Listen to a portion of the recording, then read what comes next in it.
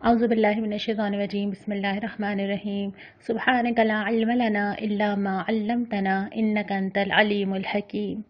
آج ہم چوتھے پارے کا آغاز کرنے جا رہے ہیں، اور حسب معمول ہم آغاز کرنے سے پہلے کل کے سوال کے جواب پہ ایک نظر ڈال لیتے ہیں۔ کل میں نے آپ سے جو سوال کیا تھا وہ یہ تھا کہ اللہ کی راہ میں خرچ کرتے ہوئے کن امور کا خیال رکھا جائے، اور جو پارہ ہم نے کل پڑھا تھا یعنی کہ تیسرا پارہ، اس میں ہی اس کا جواب موجود تھا جس کا آپ نے مجھے جوابات بھیجے بھی ہیں، اور وہ یہی ہے کہ اللہ کے رضا کے لیے خرچ کیا جائے، نیت اس کے علاوہ اور کچھ نہ ہو۔ دوسرا یہ کہ جس پہ خرچ کیا جائے اس کو جتا کے ضائع نہ کیا جائے، اور تیسرا یہ کہ ان لوگوں کو ڈھونڈا جائے جو مانگتے ہوئے نہیں آتے لیکن وہ سفید پوش ہوتے ہیں اور ضرورت مند ہوتے ہیں۔ یہ تین چیزوں کا ذکر ہم نے کل کے سپارے میں پڑھا تھا۔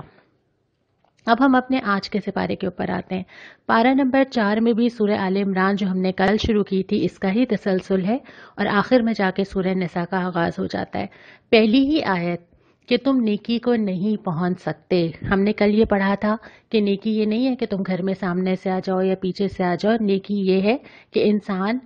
عمل کرے، اللہ کے تقوی اختیار کرے، اپنے رشتہ داروں پہ خرچ کرے، حسن سلوک کرے، اور یہاں پہ آ کے نیکی کے تصور کو دوبارہ درست کیا ہے کہ نیکی یہ ہے کہ تم اپنی پسندیدہ چیز اللہ کی راہ میں لگا دو۔ اور یہ اللہ تعالیٰ نے ایسے حکمت کا جملہ استعمال کیا ہے کہ ہر انسان کی اپنی محبوب چیز بالکل مختلف ہوتی ہے۔ یہ بات میں نے کل بھی کی تھی کہ کسی کے لیے کوئی چیز بہت ضروری ہوتی ہے جو دوسرے انسان کے لیے نہیں ہوتی۔ کسی انسان کا دل کپڑوں میں زیادہ لگتا ہے، کسی کا گھر میں، کسی کا گیجٹس میں، کسی کا زیورات میں۔ تو جو چیز تمہیں پسند ہو اس چیز کو لگانا، بعض دفعہ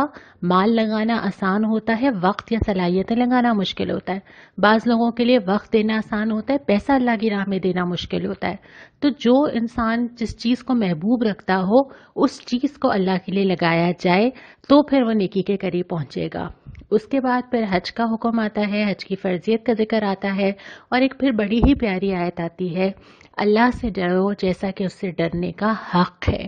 یعنی اللہ تعالیٰ کے بے شمار احسانات جو پچھلے پاروں میں ہمیں بار بار دکھائے گئے، کائنات، زمین، آسمان، وہ ساری چیزیں جو معمول کے مطابق چلتی ہیں اور جن میں سے کوئی ایک چیز بھی ہل جاتی ہے تو ہم حیران و پریشان ہوتے ہیں، وہ میرے جسم کے اندر چلنے والے بہت سارے سسٹمز۔ تو یہ ساری چیزیں ایسی ہیں کہ اللہ تعالیٰ کے بے شمار احسانات ہیں۔ تو اللہ کے احسانات اور اللہ کی دی ہوئی نعمتوں کے مطابق اس کا خوف اور اس کے ساتھ تعلق رکھا جائے۔ اور ہم نے یہ سورہ فاتحہ میں بھی پڑھا تھا کہ ابتدا ہی اس بات سے ہوتی ہے کہ اللہ تعالیٰ سب سے پہلے اپنا اور بندے کا مقام بتاتے ہیں، کہ انسان کو یہ سمجھ آ جائے کہ واقعتاً ہر چیز کا مالک اللہ ہی ہے اور میری کوئی اوقات نہیں ہے اللہ رب العالمین کے سامنے۔ اس کے بعد جو ہدایت کی گئی، سب مل کر اللہ کی رسی کو، اس قرآن حکیم کو مضبوطی سے تھام لو اور تفرقے میں نہ پڑو۔ یہ وہ چیز ہے جو مسلمانوں کو جوڑنے والی چیز ہے کہ ایک قرآن جو ہم سب کا تعلق ہے، ہم سب کے درمیان، ہم نہیں جانتے، ہم درس قرآن میں جمع ہوتے رہے ہیں، اس وقت حالات کی وجہ سے ہم نہیں ہو پا رہے، لیکن ہم درس قرآن میں جاتے ہیں، ہم کتاب کو اٹھاتے ہیں، ہم کسی رنگ، نسل، رشتہ داری کی بنیاد پہ جمع نہیں ہوتے، بلکہ جو تعلق ہم سب کو آپس میں جوڑتا ہے اور ساری دنیا کے مسلمانوں کو آپس میں جوڑتا ہے وہ اللہ سے تعلق اور اللہ کی کتاب ہے۔ اور اگر اس کو چھوڑ دیا گیا تو اس کا لازمی نتیجہ یہی ہے جس سے خبردار کیا گیا ہے کہ تفرقے میں نہ پڑو۔ اس کے بعد پھر مسلمانوں کو وہ فریضہ یاد دلایا گیا ہے جس کو کل بھی ایک ہلکی سی ہنٹ آئی تھی، اور اب دوبارہ کہا جا رہا ہے، تم وہ بہترین گروہ ہو جسے لوگوں کی ہدایت اور اصلاح کے لیے میدان میں لایا گیا ہے۔ اب وہ ذمہ داری جو اللہ کے نبی صلی اللہ علیہ وسلم کو دی گئی تھی کہ آپ لوگوں کو ہدایت دیں، لوگوں کو خوشخبری دیں، لوگوں کو خبردار کریں، اب وہ اس گروہ یعنی امت مسلمہ یعنی میں اور آپ، ہمارے پاس وہ ذمہ داری آ گئی ہے جسے اس دنیا میں اس لیے لایا گیا ہے کہ وہ اپنا یہ فرض انجام دے۔ اس کے بعد پھر اہل کتاب سے خبردار فرمایا وہی ساری چیزیں کہ یہ تمہارے ساتھ کبھی مخلص نہیں ہو سکتے اور یہ تمہارے لیے کبھی خیر کی امید بھی نہیں رکھتے، اور جہاں موقع ملتا ہے تمہارے خلاف باتیں بھی کرتے ہیں۔ اس کے بعد پھر غزوہ احد پہ تبصرہ جو کہ مسلمانوں کے لیے ایک بہت مشکل وقت تھا، لیکن ہم جتنے بھی قرآن میں واقعات دیکھتے ہیں، اور آپ کبھی تفسیر انشاءاللہ تعالیٰ تفصیل سے پڑھیں گے، ہم جتنے بھی قرآن میں ایسے واقعات دیکھتے ہیں اللہ تعالیٰ ان میں کہیں نہ کہیں ذکر لاتا ہے قلبی کیفیات کا، جھکاؤ کا، دنیا اور آخرت میں ترجیح دینے کا۔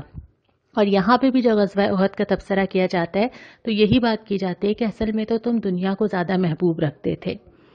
اس کے بعد جب دوسرا ربع شروع ہوتا ہے اس پارے کا تو کہا جاتا ہے دوڑ کے چلو، بھاگو، کہیں اور نہیں دیکھنا، نہ الٹے ہاتھ نہ سیدھے ہاتھ، نہ وقت ضائع کرنے کا ٹائم ہے، جلدی جلدی بھاگو، دوڑو، جنت کی راہ پہ چل پڑو۔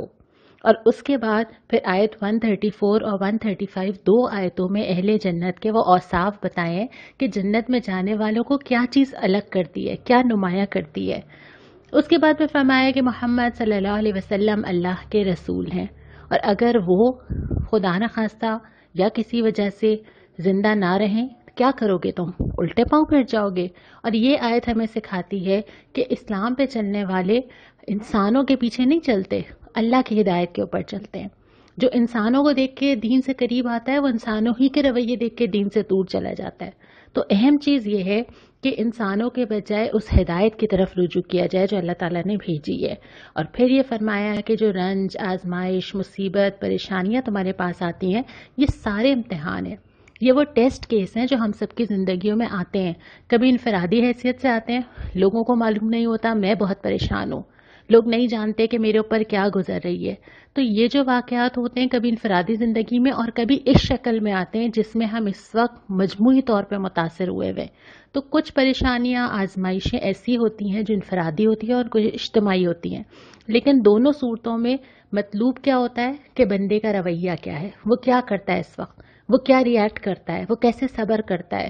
وہ کیا کہتا ہے، وہ دوسروں کو کیا تلقین کرتا ہے۔ اور یہ ساری چیزیں جو ہیں ایک ہی امتحان سے کوئی سرخرو ہو جاتا ہے اور کوئی پیچھے رہ جاتا ہے۔ لیکن اگلی آیت میں کیا فرمایا کہ اللہ کو تو وہ لوگ پسند ہیں، کون؟ جو اس پر بھروسہ رکھتے ہیں، جو اللہ پہ ہر حال میں توکل کرتے ہیں۔ اس کے بعد پھر اس کا تیسرا ربع جو پارہ نمبر 4 کا آتا ہے وہ یہ ہے کہ اللہ تو دلوں کی کیفیت سے باخبر ہے، لوگوں کے دلوں کے اندر جو جو کیفیات، پریشانیاں، جھجک، کھٹک، ریا، اندر جو دل کے اندر پنپ رہا ہے اللہ کو وہ نظر آ رہا ہے، اور اللہ اس کے مطابق فیصلہ کرے گا اور پاک اور ناپاک لوگوں کو الگ کر کے رہے گا۔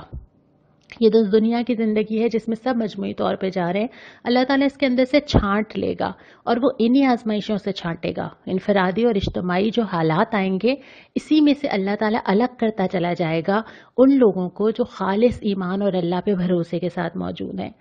اس کے بعد پھر بخیلی پہ تنبیہ کی گئی کہ اگر تم اپنا مال بچاؤ گے، اگر تم اللہ کے لیے خرچ نہیں کرو گے، اگر تم یتیم کا کھاؤ گے تو تم اپنے لیے جہنم میں جانے کا راستہ پیدا کرو گے۔ اور دوبارہ سے یہ تلقین کی کہ دیکھو جان و مال کی آزمائشیں تو آئیں گی، یہ تو طے شدہ بات ہے، یہ تو ہم سورہ بقرہ سے پڑھتے چلے جا رہے ہیں کہ ہم تمہیں ضرور آزمائیں گے۔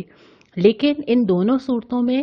پہلے بھی ہم نے پڑھا تھا صبر اور نماز سے مدد لو، یہاں پہ بھی دوبارہ آتا ہے کہ صبر اور تقوی،